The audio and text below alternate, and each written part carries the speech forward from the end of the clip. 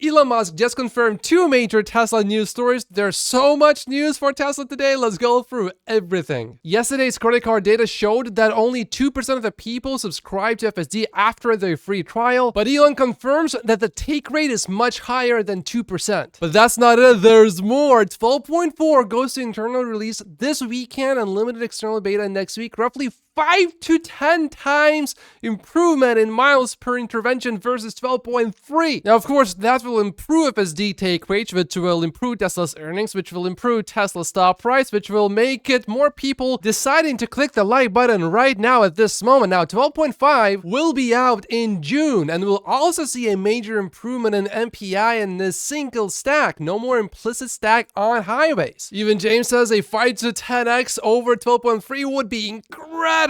So AI is definitely taking off at an insane pace, and Elon Musk agrees, seeing it everywhere, he says. ARK Invest's Brett Vinton says, this suggests a 25 to 100x improvement in FSD by June. Barring a performance improvement drop-off, I put the robotaxi commercialization threshold at 12.8 or 12.9, though perhaps they will reversion to FSD unsupervised V1. Why drive when you can be driven and watch a video like this while being driven? But some people really love driving. I mean, they love sitting through rush hour and wasting their time. Stephen Mark Ryan is excited. What do we F? This is wild rate of improvement is going Oracle. I mean, think about it. On V11, we had a critical disengagement once every 100 miles based on this data, and on V12, we had that once every 350 miles. So a 3.5x improvement roughly. Are you telling me the improvement between the current version and the new version is going to be bigger than the improvement between V11 and V12?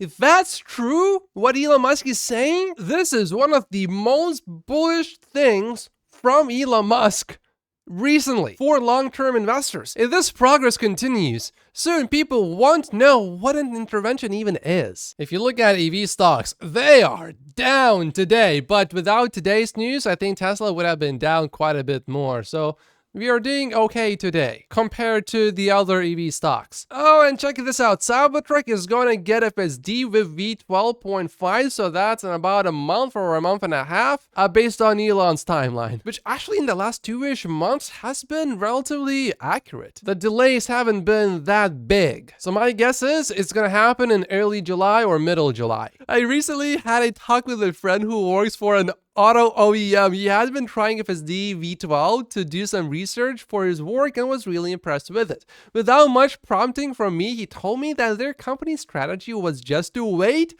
to see what approach works best for solving autonomy and then to implement it more efficiently. They should just license Tesla's FSD right now. Elon said it will take about 3 years for an OEM to actually implement it from the moment they decide to actually start putting into their vehicle. So they might as well start now. Anyway, I agree with Farzad. That just means let's buy it from Tesla. But another major thing that I'm getting from what Elon Musk is saying here is that Tesla is tracking interventions, obviously, and maybe it is going to release some of that data publicly. I said it before. That would be bullish because it means Tesla is seeing positive progress with intervention data. I personally wouldn't expect Wall Street to really think much of this because I think they will share the same opinion as Electric. I'll believe it when I see it. But even Electric, which has been skeptical about FSD, they said they are impressed with V12.3, which is getting them excited for 12.4. The moment you start turning critics into admirers, you know you got something big. Now, do improvements increase exponentially or linearly from here on? Keep in mind the data I showed you here is about critical disengagements, not interventions.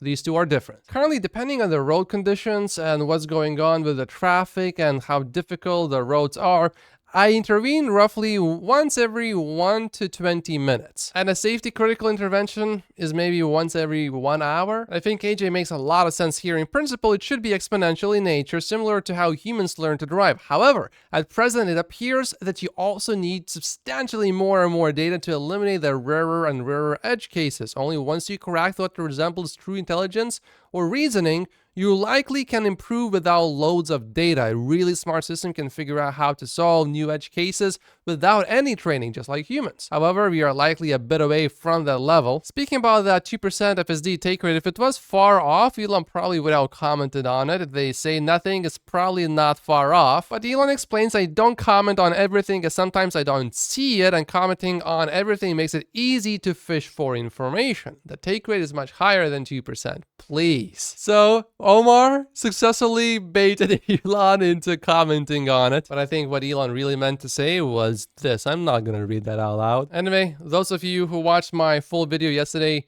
knew that 2% is based on quite flawed data. So if you don't want to mistakes like that, make sure that you are subscribed. Now, we don't know what's the actual take rate. What is much higher than 2%? I would assume it's at least 4% or more. But I think Omar makes sense here. The upper limit is probably 10 to 20% for the take rates, especially keeping in mind that so many people still don't have FSD v12. And I saw some numbers suggesting that only about half of the people that were offered a trial tried it. And on top of that, even if someone thinks FSD is great and they want to subscribe, there's the nag, which conveniently reminds you to put your hands on the steering wheel, even if you already have them on the steering wheel. It's not enough to just put your hands on there. You need to apply some pressure or turn the steering wheel, or what I do is I change the music volume. I think no nag definitely will help with higher conversion rates. It is now official. Tesla has begun construction of its Shanghai Megapack factory, its second mega factory in the world. This one factory is expected to produce upwards of $15 to $20 billion per year in revenue. Work is definitely being done. Kevin, though, wants the building to actually go up first before he stops being skeptical. I agree with Sawyer here. I don't think they'll start Giga Mexico construction for a while. Tesla completed its first Megapack factory in Lathrop, California in about 14 months. This new mega factory in Shanghai will probably finish in just 8 to 11 months. Nobody can match Chinese construction speed. But looking back on how quickly they built Giga Shanghai and keeping in mind that Tom Zhu is now back in China, 6 to 7 months is very feasible, thanks Sawyer. James is going even further. 6 months, he says. This could be a big reason why Tom Zhu is back in China. There's a rumor that the brand new Model 3 Performance is ready for deliveries in China. Officially, that's still scheduled for Q3. This is Tesla's website in China, and it still says Q3. A huge wave of Tesla's newest V12 version is going out right now. And this guy in Moldova is driving around for, I don't know, what looks like 25 minutes maybe, with no disengagements. Well, that's pretty big because it clearly shows that FSD can work anywhere in the world. Tesla board chair Robin Denholm and others at the company reportedly plan to spend the next several weeks crisscrossing the globe to rally support from shareholders to support the vote next month. We know that institutional investors hold roughly 46% of all Tesla shares, down from 70% actually when the first vote was held back in 2018 for Elon's compensation package. Retail shareholders own about 30% of Tesla shares today, excluding company executives. This is how Tesla outside shareholders by current stake voted on Elon Musk's compensation package in 2018. And I'm seeing a change of tune now from some Tesla investors. Check this out. Honestly, I have no clue how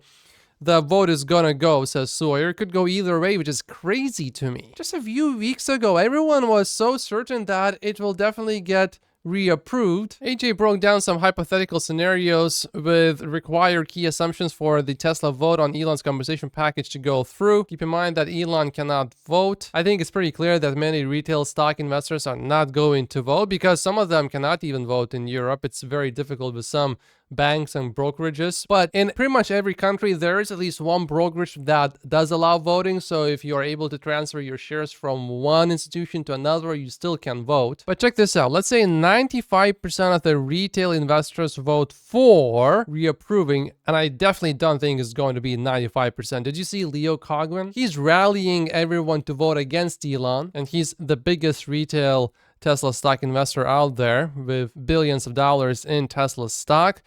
And if you drop this number to less than 95%, as long as you keep this participation low, it wouldn't pass. And that's with almost 40% of the institutions voting for reapproving Elon's compensation package. But if participation is higher of retail Tesla stock investors, then it is likely going to pass. So make sure that you vote. Every single vote counts. The final decision could literally be a few votes away from reapproving versus no, Elon is not going to be paid. If you are with Scotiabank, you should be able to vote now. Electric writes that Tesla loses a top AI lead. He was in charge of planning imitation learning and RL team for Tesla AI amid a broader talent exodus. Electric writes, inevitably you will have some people leave voluntarily when Tesla is undergoing layoffs. He listed the following responsibilities of his team on LinkedIn: build the foundation models for autonomy that can scale to vehicle as well as humanoid platforms, leverage millions of miles of driving data and interventions to build a robust and scalable end-to-end learning-based self-driving system, ship production quality, safety critical software to the entirety of Tesla's vehicle fleet. Anyway, what we are learning from this also is that Tesla is building its FSD model,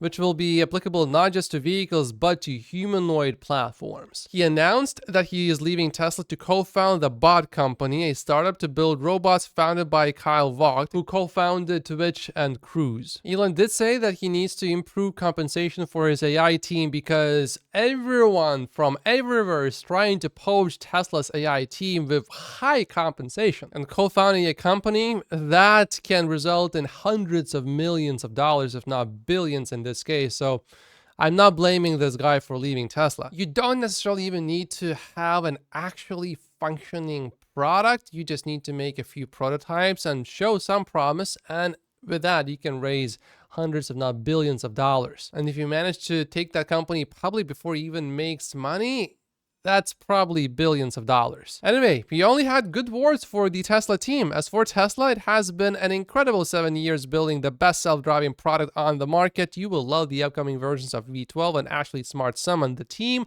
is on an amazing trajectory to continue pushing forward more improvements on the road to being driverless. He actually commented on this Electrics article, had a great productive chat with Elon Musk before leaving. Would have stuck around longer if I didn't have the itch to chase a specific vision. Don't see any capacity eroding on his front like the article mentions. With the layoffs going on, it's a perfect timing really for someone who wanted to leave Tesla to start his own company. I mean, you can easily justify this. Hey, you're laying people off, so I'm just gonna leave voluntarily. It doesn't hurt his future career prospects. There's some more news from China about FSD over there, and it's generally good news. It basically says that Baidu is making some progress cooperating with Tesla. If Tesla can somehow get this approved, this would be great because it would improve Tesla's vehicle ranges. A refreshed Model 3 was spotted without any side mirrors and testing all new camera locations. So rear window, trunk, and side repeaters. Now, Elon Musk has said before that no side or rear view mirrors in the future will be needed. He said that last year in September. Technically, we can already definitely do this. It's more the regulators that may be against this. Now, in case you think this is not road legal, it is already in Europe. AJ says, I just saw a Hyundai, not a test vehicle, last weekend driving around with a larger but similar looking camera pole sticking out. This is a Tesla Model 3. You can see that they put the camera over here, a small change here as well, and a camera here. Also, could this be related to new positions of the cameras on the robotaxi? Yeah, the camera placement over here is a bit weird for them to put it on the Model 3, so I'm not so sure that they are doing something specifically for the Model 3. So Americans get 1% financing rates when they buy a new Model Y, but we Canadians, we don't get it. Sawyer's asking Elon to consider doing the same special offer in Canada as well. Sawyer says that based on the DMs that he's getting from everyone, people are responding well to this new promotion from Tesla. Before, by the way, you would pay 6.5% in interest, which saves people $114 a month. Ooh, check this out. This is still all speculations and rumors, but this image is speculated to be the center console of an upgraded Model Y vehicle. The edges of the wireless charging pad are a bit different. I don't see anything revolutionary here, but clearly Tesla is working on the refresh. I think this is an important post from Dylan. I'm sick of reading comments online about how Elon is bad for Tesla and the company needs a more stable or traditional CEO.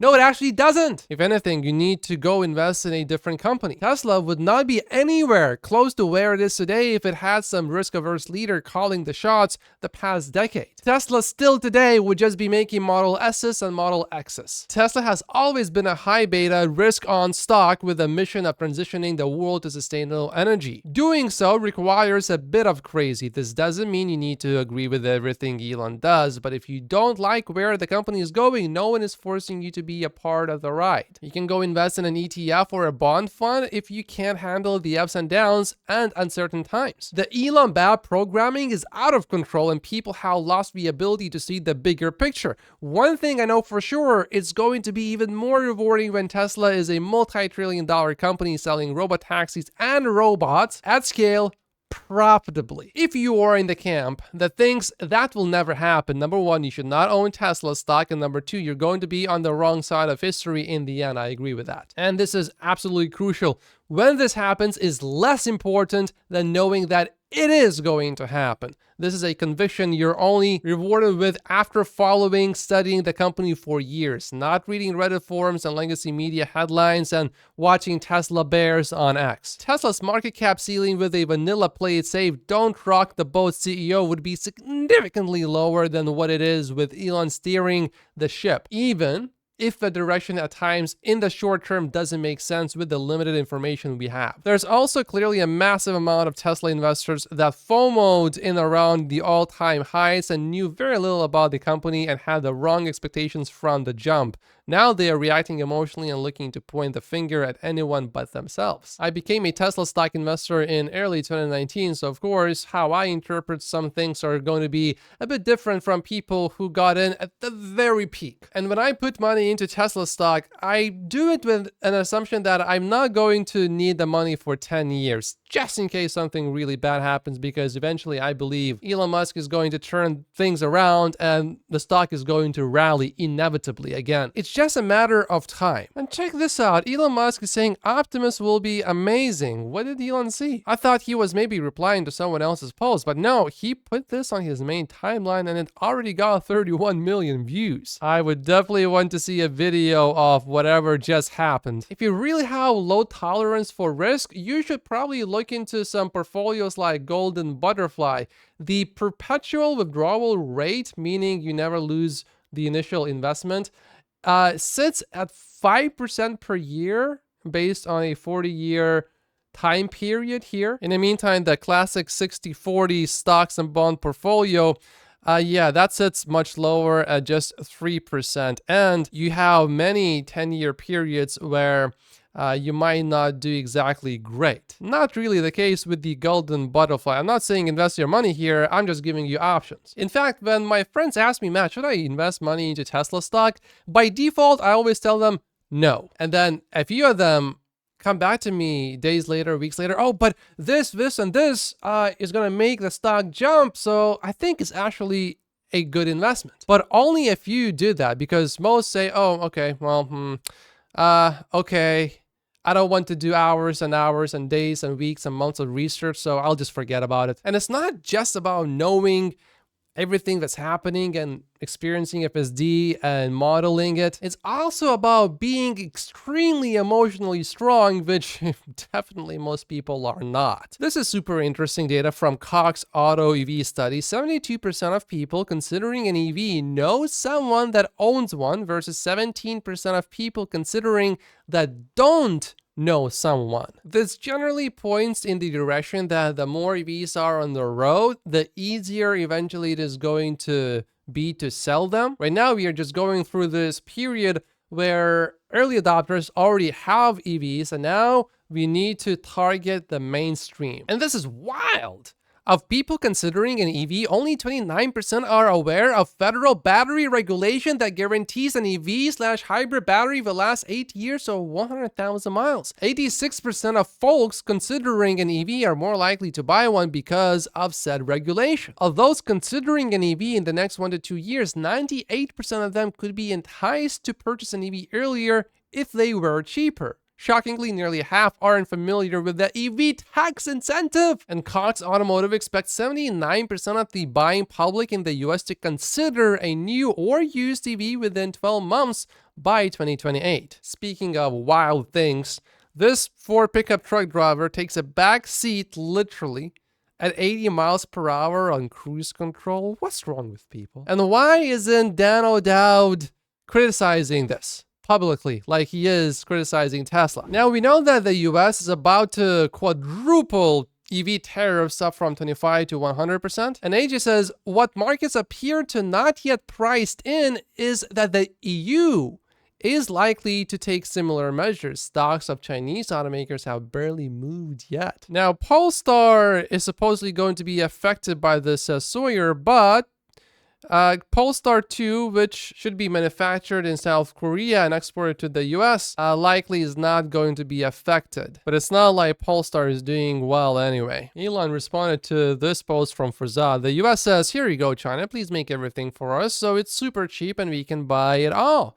China says, okay, cool, here's a ton of cheap EVs. The US man says, how dare you destroy our economy? Yeah, but you also have to take into consideration forced technology transfers. And if you want to build a factory in China, generally speaking, you need a local partner.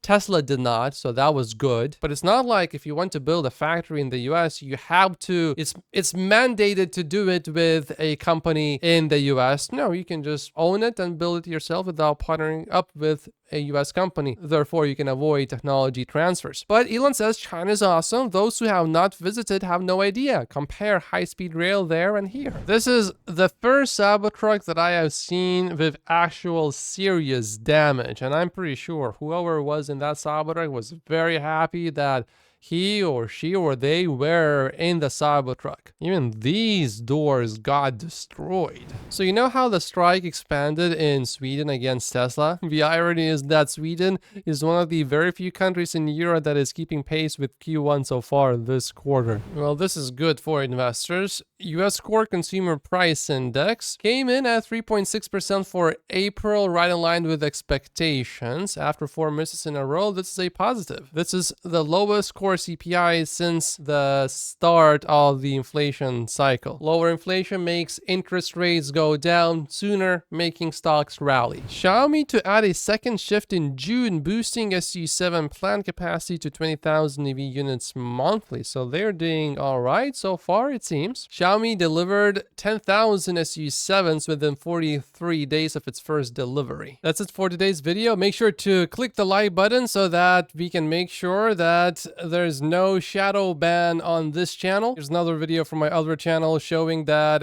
it's only getting about half of the views it would normally get because my videos are only shown to about 50% of the regular viewers in the first few days. And then after the first 3 days, it does push it out a little bit more, but because it's no longer news, it's old, no one's interested. So I appreciate everyone clicking the like button. That really helps. And going forward, I'm only publishing the full daily news videos on this channel, not on the old channel anymore. So make sure to subscribe if you haven't yet. Otherwise, YouTube may stop showing you these videos completely. Subscribing sends YouTube a strong signal that this is a channel you want to watch.